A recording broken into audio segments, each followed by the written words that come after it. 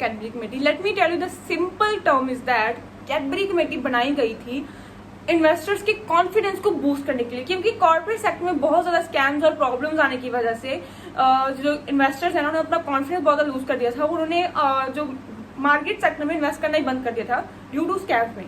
सो इसलिए कैडबरी जो कमेटी थी वो 1991 में आई थी इन्हीं प्रॉब्लम्स को दूर करने के लिए। Hey guys, welcome back to channel. Hope you are fine. Today I'm coming with the most important series of corporate governance because as it is exam going to held on 27th of May and we have very few days are left to be prepared.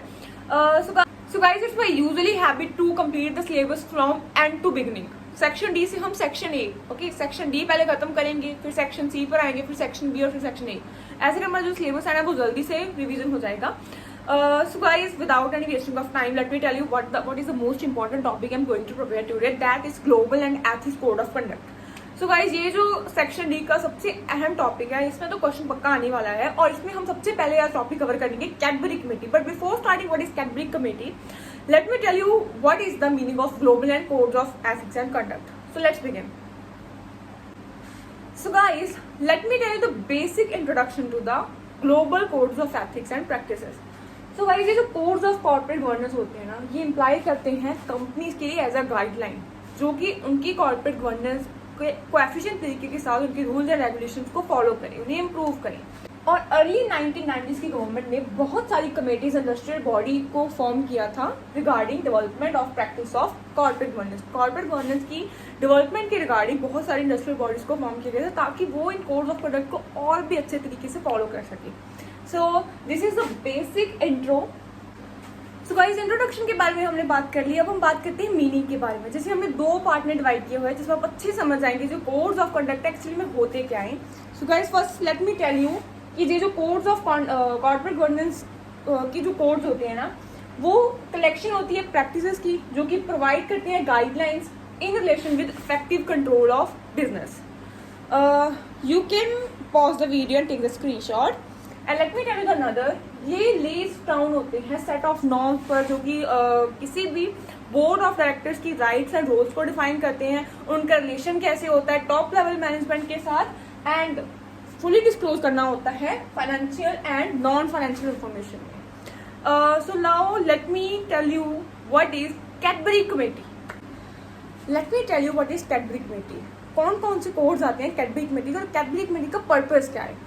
So guys, ये जो codes है ना basically consolidate करते हैं, refinement करते हैं। Let me tell you, consolidation and refinement words देख के घबरा मत जाना। कंसोलिडेशन का मतलब होता है एकीकरण, एकीकरण मीन्स कलेक्ट, एंड रिफाइनमेंट का मतलब होता है सुधार।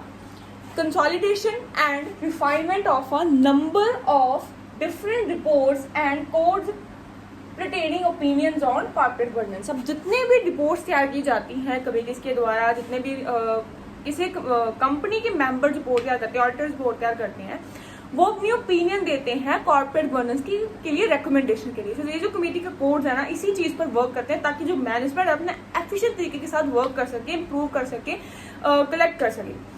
सो let's tell you the further information about it.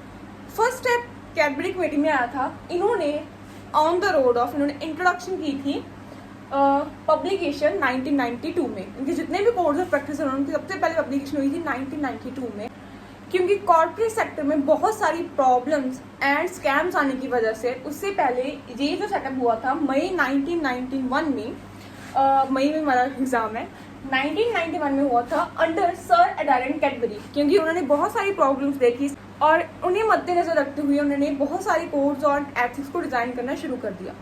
So guys, let me tell you what is the purpose and needs of Cadbury Committee. Cadbury Committee is designed to uplift the confidence.